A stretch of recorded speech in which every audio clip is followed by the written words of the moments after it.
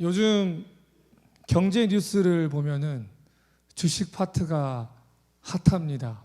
오늘 코스피 지수가 6천을 넘었다고 하더라고요. 남녀노소 불문하고 국내 해외 주식에 투자하고요. 자녀들의 생일 선물로도 주식을 주는 부모들이 많아지고 있습니다. 그러다 보니 어떤 주식에 투자해야 하는지가 최대 관심사죠.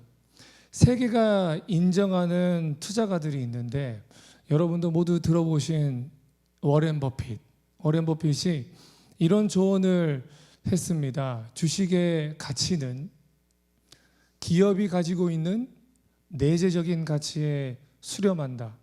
또 다른 전설적인 투자자인 피터 린치는요, 좋은 기업의 주식을 샀다면 시간은 당신 편이다 라고 이야기했습니다. 또 두 사람에게 가장 큰 영향을 준 가치 투자의 아버지라고 불리는 필립 피셔는 위대한 기업에 투자하라 라고 이야기를 했습니다. 주식을 잘 모르는 사람은 눈에 보이는 주가에 휘둘리지만 프로 투자자는 기업의 가치를 생각합니다. 기업을 알고 투자해야 된다는 아주 상식적인 얘기죠. 우리의 관계도 마찬가지입니다. 상대방에 대한 이해가 중요해요. 상대방을 알수록 그 사람의 가치를 알게 되고 그만큼 내 시간, 내 마음, 재정을 지불합니다. 우리의 신앙은 또 어떤가요? 우리가 하나님께 드리는 예배와 헌신은 무엇으로부터 시작이 됩니까? 우리가 하나님에 대해서 아는 만큼 그분의 가치를 알게 되고 말씀의 의미를 깨닫는 만큼 그 속에 담긴 보물을 발견합니다. 그만큼 우리는 주님께 모든 것을 쏟게 되죠. 하나님이 어떤 분이신지 무엇을 중요하게 여기시는지 관심이 없이 눈앞에 일어나는 현상만 집중하는 사람은요, 기업의 가치는 무시하고 당일의 주가에 휘둘리는 주식 초보자와 같습니다. 그런 사람은요, 자기의 신앙의 바로미터를 눈앞에 있는 고난, 축복에 두는 사람이에요. 지금 잘 되고 있으면 내 신앙이 바로 섰구나. 지금 고난이 찾아오면 내 신앙에 무슨 문제가 있는 것 아닌가. 꼭 바람에 밀려 요동하는 바닷물결 같은, 갈대 같은 그런 신앙이죠. 베드로전서에서는요, 너희 속에 있는 소망에 대해서 묻는 자들에게 대답할 것을 미리 준비하라. 항상 준비하라고 말합니다. 준비하라는 것은 내가 뭘 믿는지, 왜 믿는지 그걸 아는 거거든요. 저는 여러분 모두가 내가 예수를 왜 믿는지, 내가 믿는 예수님은 어떤 분이신지 분명하게 말할 수 있는 거룩한 믿음의 증인들이 되시기를 주님의 이름으로 축복합니다. 그럼 하나님의 관심, 그분이 생각하는 최고의 가치는 무엇일까요? 저를 한번 따라해 주시겠어요?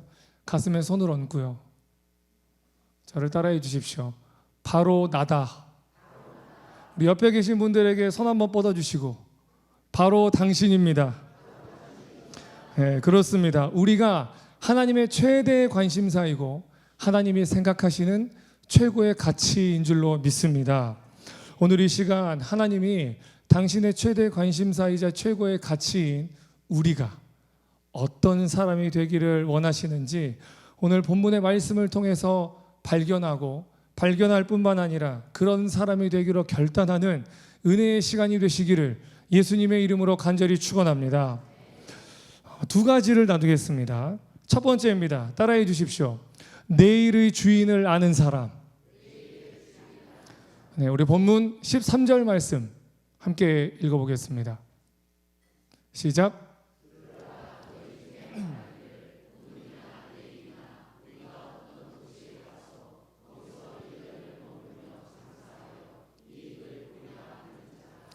아멘. 말씀을 보세요. 말씀 띄어져 있나요? 네.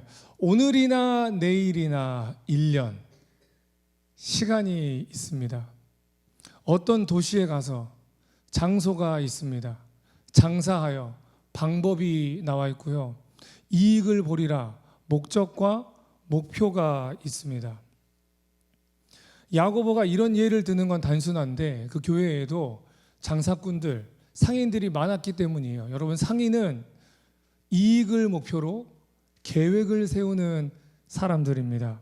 근데 야고보는 이 상인을 예로 들면서 인간의 본성, 본질에 대해서 말하는데요. 인간은 다른 동물과 다르게 내일의 계획을 세우는 존재다라는 거예요. 문화심리학자인 김정훈 교수가 쓴 창조적 시선이라는 책에 보면요, 그 책이 1000페이지가 넘는 벽돌책인데 시간과 달력에 대해서 다루는 대목이 있습니다.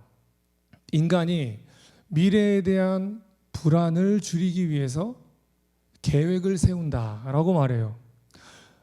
고대 사회로부터 이건 시작된 건데요. 시간은 흐르는데 나의 내일에 어떤 일이 생길지 몰라서 불안해합니다.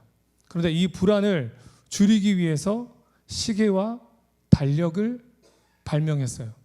그리고 그것을 공용화하고 이렇게 약속을 잡는 거예요. 우리 언제 어디서 만나서 무엇을 하자. 약속을 잡기 시작한 겁니다.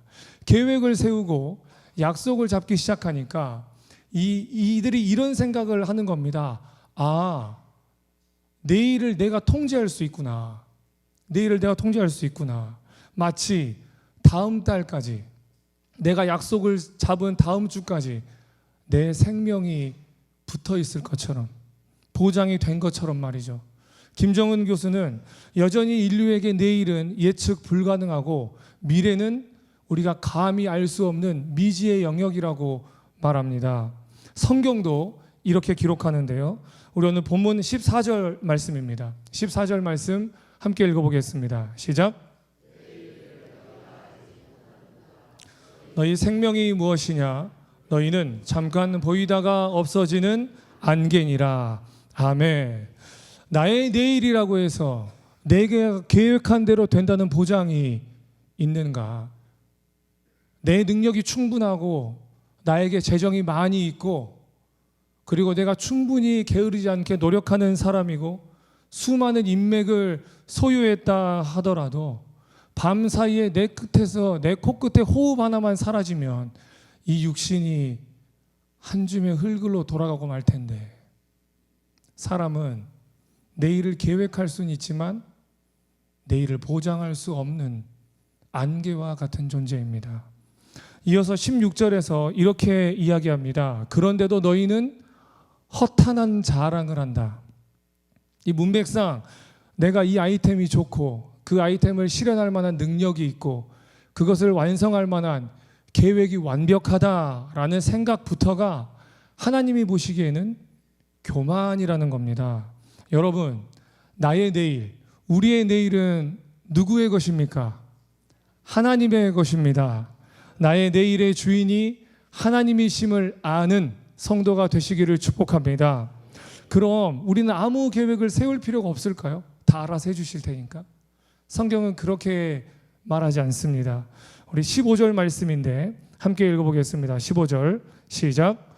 너희가 도리어 말하기를 주의 뜻이면 우리가 살기도 하고 이것이나 저것을 하리라 할 것이거늘. 아멘.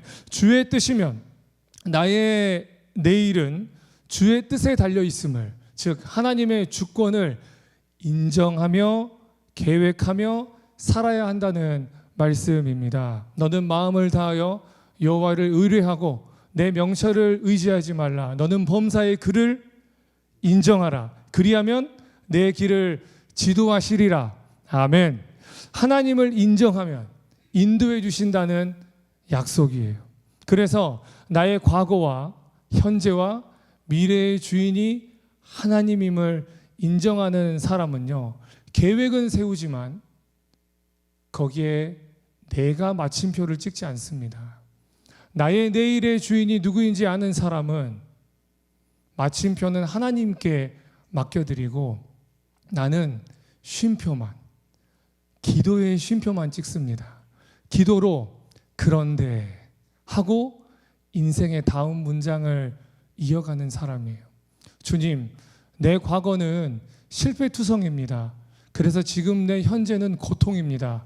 그런데 나의 내일의 주인이 하나님이시기에 나는 소망을 잃지 않겠습니다.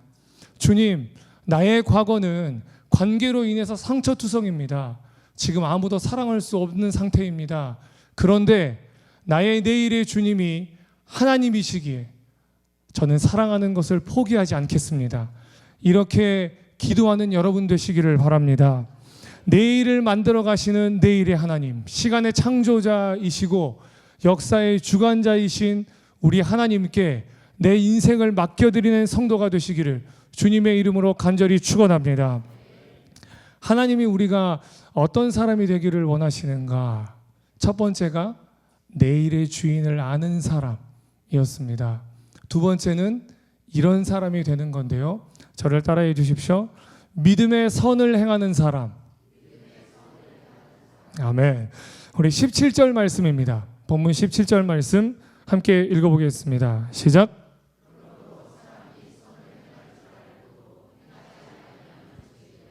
아멘.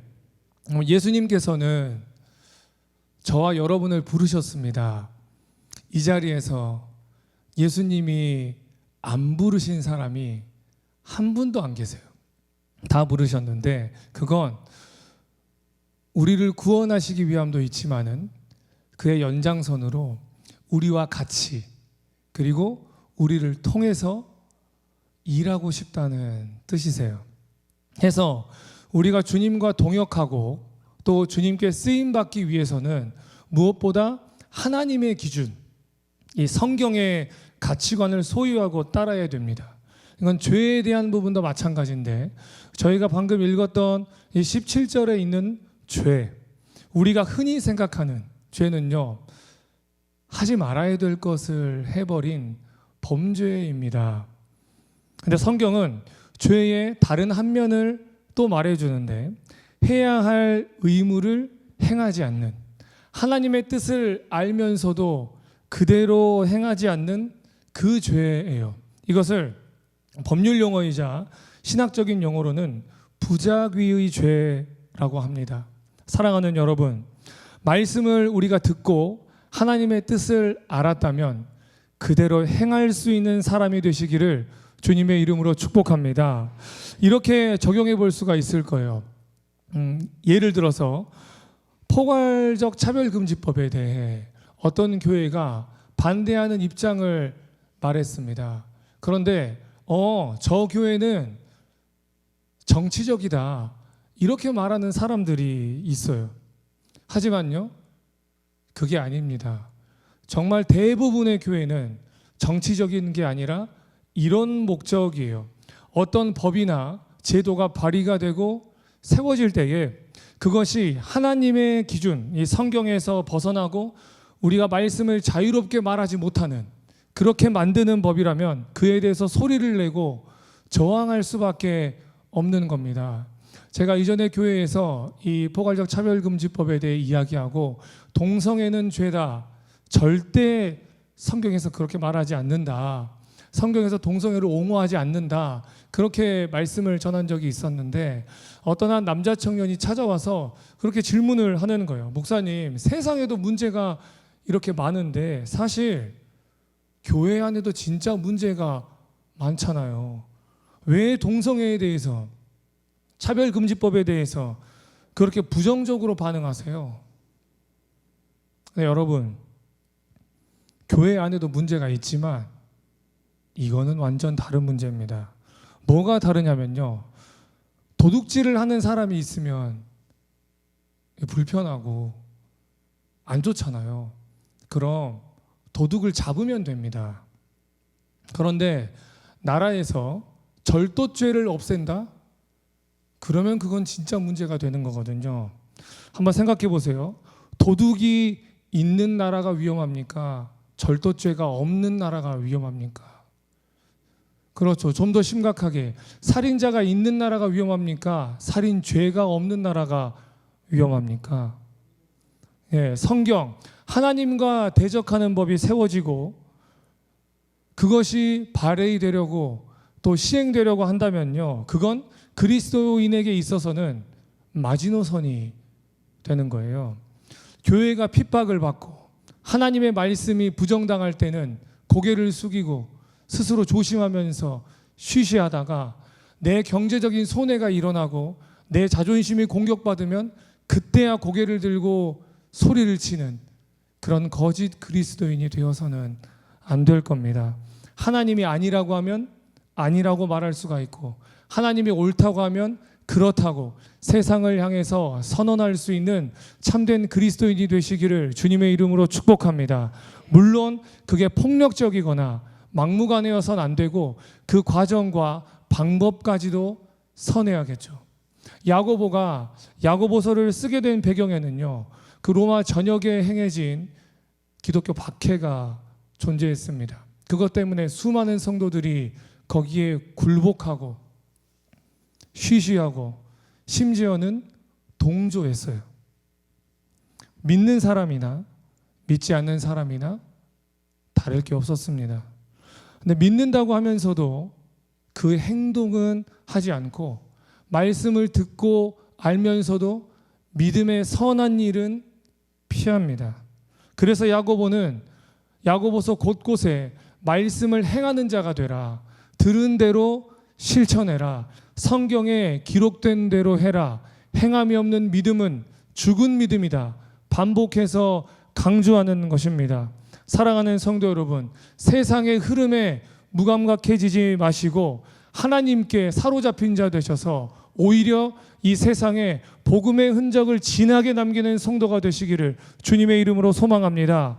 어려운 사람들을 돕는 착한 일, 선행도 아낌없이 해야겠지만 하나님의 진리와 말씀을 지키는 믿음의 선한 일을 하는 데에 주저하지 않는 하나님의 사람들이 되시길 주님의 이름으로 간절히 축원합니다.